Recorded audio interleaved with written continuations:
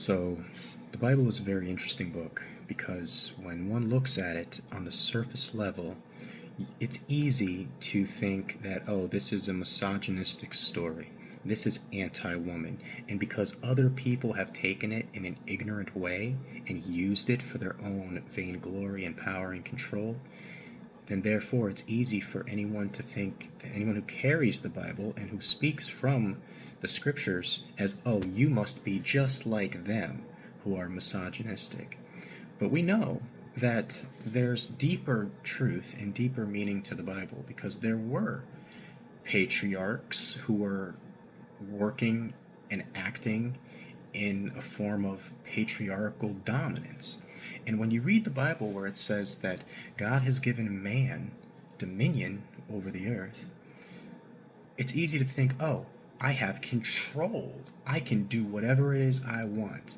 And I can go, chop down all of these cherry trees and never tell a lie, and think like I am so righteous because I can do whatever it is I want, and then not replenish the land and think that, oh, somebody else will do it. God will do it, and it's not my responsibility. It's because I have dominion. I'm in control, and I can do whatever it is I want. Well, you learn pretty quickly that when you do whatever it is that you want, that there is a way that seems right unto man, but the end thereof is death. And if we end up trying to control and dominate a situation, we find ourselves too becoming dominated by ourselves, by the reflection of ourselves that comes back to us and then crushes us underfoot. And we become an exemplification of the prophecy of the fall, and we become the lesser being, the lesser one, that then falls into this state of matter that is then ignorant of where we came from. And the thing is that the scriptures are not misogynistic in the least. The way in which we interpret them can be. But if we look deeper, we'll recognize that there's actually a spiritual truth here that can help elevate us out of ignorance and into a higher light, into an awakened state. And the truth is that the woman is the creation force of God.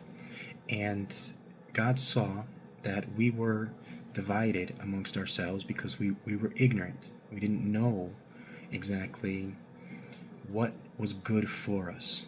So all we knew is that we have a desire, and there's this fear that sets in. When the woman looks on the fruit of the tree, she sees that it looks good. She sees that it tastes good. Well, if it looks good and it tastes good, well, by God, it must be good, because if it feels right, just do it, right? And then we find out, well, not everything that feels right is actually good for us. In fact, in the long term, it could actually probably kill us, especially if we indulge or overindulge in things. There is such a thing as poison berries on a tree. And we need to be careful, because in our ignorance, if we pluck at that berry, oh, this berry looks like that berry, so let me eat it. And the next thing you know, it's like, why am I sick? What did I do wrong, Lord? I don't understand. Why me? Why me? Well, because you were ignorant. You didn't know what you were doing. And sometimes we do things that have lasting consequences. And we have to live with regret of having committed a deed that had a lasting consequence. However, in that regret, God has made a way for reconciliation, for us to be able to come into a higher state of knowledge. And so, through the fall, we recognize the spirit between us of a higher unity. We never would have discovered God's mercy if we only had knowledge. But because we were able to unify the knowledge and the wisdom through what we know about God, is that God is love. It's one thing to read a book. It's another thing to actually apply the scriptures to your life and then begin to walk in the way and have those words become real in your very life. So when you marry the knowledge and the wisdom together through experiential knowledge, then the mercy becomes real. And when it becomes real to you, then you say, oh, I know what you were talking about. Now I am actually one with you, Lord, because I know where you're coming from. I didn't fully know where my father was coming from when I was young and he was trying to instruct me. I'm like, Dad, you just don't understand. You just don't get it. So I'm going to go out into the world and I'm going to figure out my own way and my own path. And then when I had children of my own and I saw my own children doing the very same things that I did at that age, I said, oh, that's what my father must have felt like in that time. I'm going to go talk to my dad because I have something to share to him. Hey, Dad, I didn't even realize, that this is what you were going through, and now I can connect to you on this much deeper level because I have not only the knowledge that you've instructed me, but now I have the experience of it, and there's a form of gnosis there. So what happens is God has separated the male and the female from one another because if we were together as one being in that state of ignorance, it would have created a dynamic of eternal damnation where we would have just continued to go on sinning and not even realizing that we are committing abominable acts. And that's actually what happens when we're walking in a state of ignorance, where we're committing this sin, and we don't realize that we're hurting people. And without the pain, without the suffering of childbearing, then people would just be going out and just having kids left and right, and not even considering who they're having children with. And the effects of the abandonment when that would take place with just having children and then just walking off, and then overpopulation sets in and everything. So the pain is actually not a curse, but it can be looked at as a curse without the right eyes. And so in an effort to try to remove the curse artificially, abortion practices were put into place, contraception was put into place, and said, you can go ahead and indulge, you can go ahead and eat of this fruit, and you don't have to worry about a thing, because hath God really said? No, you are God, and you can do whatever it is you want to do. And if you want to go and philander and mess around and fling and just everything, then you know what, you go right ahead. And if anybody gets hurt, that's on them, that's not you. That's their issue, and there's a truth to that. You know what? That is their issue. And when people begin to discover that, ow, that hurts, I got hurt, or I hurt another person, and I can see myself in their eyes, and I want to do, I want to practice the golden rule. Do unto others as you would have them do unto you.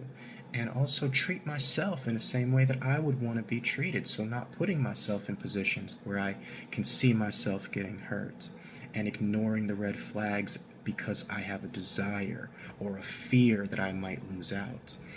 And so that's the dynamic that takes place when we're ignorant and we don't realize, when we're motivated by fear. When Eve brought the fruit to her husband, he had a desire to partake, to be one with his wife, because she said, hey, it looks good, it tastes good, and I kind of like it. And he said, well, geez, I don't want to lose her. She's my other half. And so I'm afraid that if I don't please her and attach to her, that I might lose her. And on top of it, I have a desire for her too. So this fear and this desire created a dynamic by which sin entered into both of them. Because what takes place is that when the subconscious mind delivers this thought up to the conscious mind and says, hey, this thought looks pretty good, why don't you go ahead and indulge? And then you engage in that thought. James says that lust first conceives in the mind. It's not that God is leading people astray. People say, oh, this is just how God created me to be. It must not be wrong. If it feels right, just go ahead and do it. And so I'm just going to go ahead and be who God created me to be.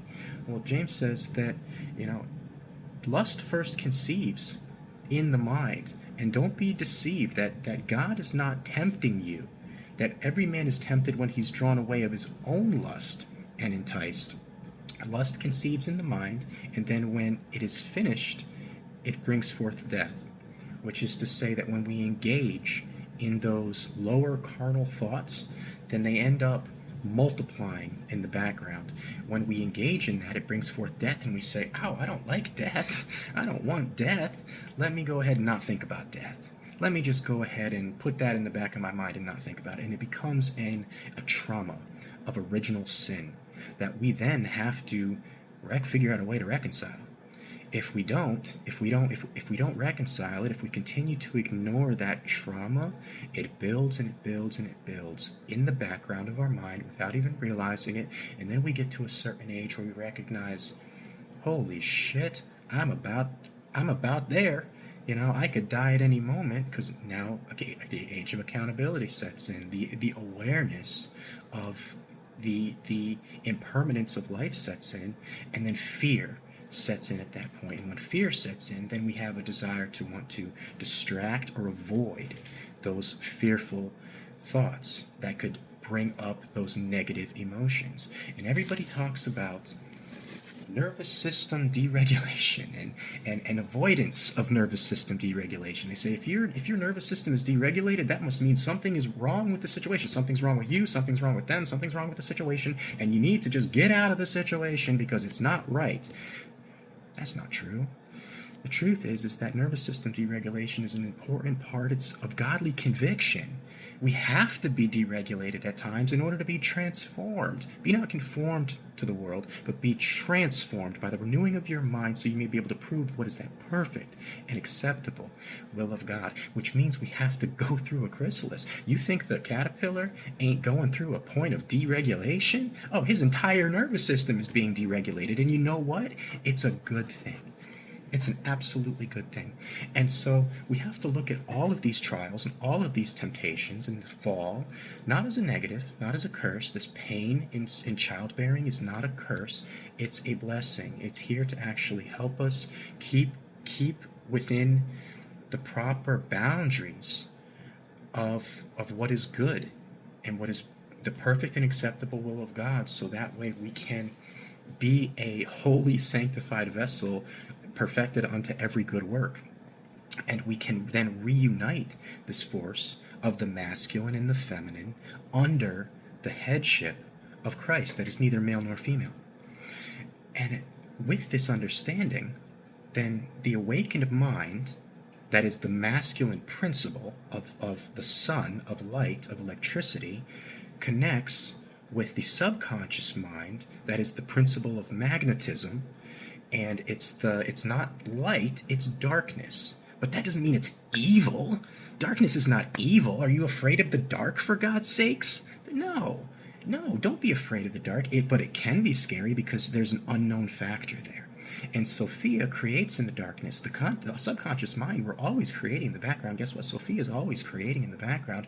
If our conscious mind is not instructing, if the man is not instructing the wife, if the conscious mind is not instructing the subconscious properly, then what takes place is the subconscious then multiplies that fruit that is poisonous, because we're not tending to the garden in the way it should be, and then it's poison berries, and then the subconscious mind just says, hey, I got these berries, it looks good, it tastes good, it's good, it tastes good, it must be good, right?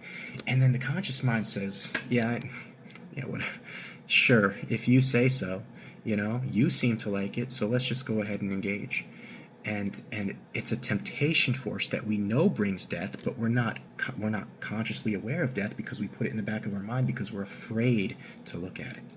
So the desire sets in, and then the fear sets in, which creates this veil that causes us to fall from the garden, and sin enters in to our very being. When this happens, then we oftentimes want to hide and run from others who are trying to help us. We want to run from ourselves. We want to isolate. We don't want that sin to be exposed. So we begin to wear masks, and that's when the ego identity sets in, and we begin to put on makeup. We begin to wage war, and these angels, these fallen angels, then begin to instruct us in ways that are destructive in order to try to preserve this outer being from any adversity. When in truth, we need to allow ourselves to become vulnerable so we can receive that which is just. And God's judgment is just. And so when we expose and confess our sins one before another, then we recognize we have fellowship one before another, because there's no temptation that has taken you but that which is common to man, and all have fallen short of the glory of God. All of our righteousness is as filthy rags. But when we recognize that, we clean each other up, don't we? When a baby, does the do, we care. We care so much, in fact, that we don't even see the sin. We don't even see the filthy rags. We just say the baby is just a baby, doesn't really know. There does come a point in our adulthood that when an adult is acting like a grown child, then you say, okay, you need to separate and we need to recognize, But you're not going to cast off your child. These be they who separate themselves, sensual, having not the Spirit. And one first separates themselves in the mind. And when you're separated in the mind, then the natural dynamic that takes place is separation in the flesh, because it creates this nervous system deregulation that then causes a feeling of imbalance, and then people want to run away from each other. And it's like, oh, I can't be with you, or I can't talk to you, I can't talk to this person because they're crazy, and this and that. And it's like, well, you're not even trying. If you knew me truly as I am, then you would receive me. But the problem is that a lot of times when people see you, and they see you in a false light, then they'll say, oh, you believe the Bible? Well, the Bible is just misogyny, and therefore you must be a misogynist.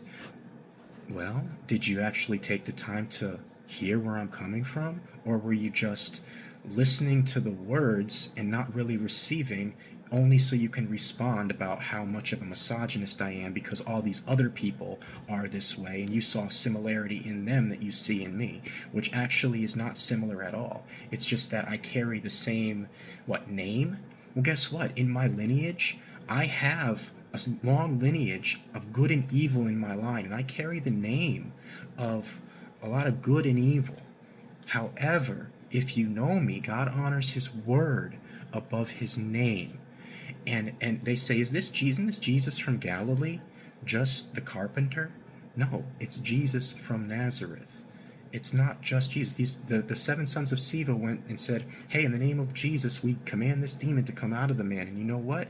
That demon just beat him down, because it's not about the name. It's about the energy source. It's about the energy you carry, the love. Paul said, if I have all of these gifts of prophecy, interpretation, of healing, of tongues, and I do, but if I have not love, then I have nothing, because all of those things are just vain, and they'll be used for vain glory and for egoic purposes to establish a kingdom in this earth, and my kingdom is not of this earth.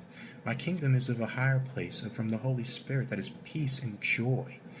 And this is our inheritance. This is our double portion, because with peace and joy, then we can receive of that good energy, and then we can reflect that and amplify it within ourselves, reflect it back into our family and our friends and the world. And we receive the double portion internally and externally. And this is the resurrection of the flesh and the reunion of the male and the female within the one. So this is what I have. I hope this made sense. The Bible has nothing to do with misogyny. It's not about dominance over one over another. Jesus said, I have come here to serve. The greatest in the kingdom of heaven will become the least. The male will serve the female will serve the male in their own respective ways, through protection and preservation for the seed, for the child to be born. And the child is the stem, and we are the branches. And we might branch in different directions as male and female.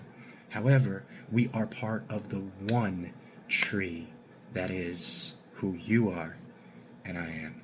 So, thank you all for bearing with me. Peace out, shalom, and God bless.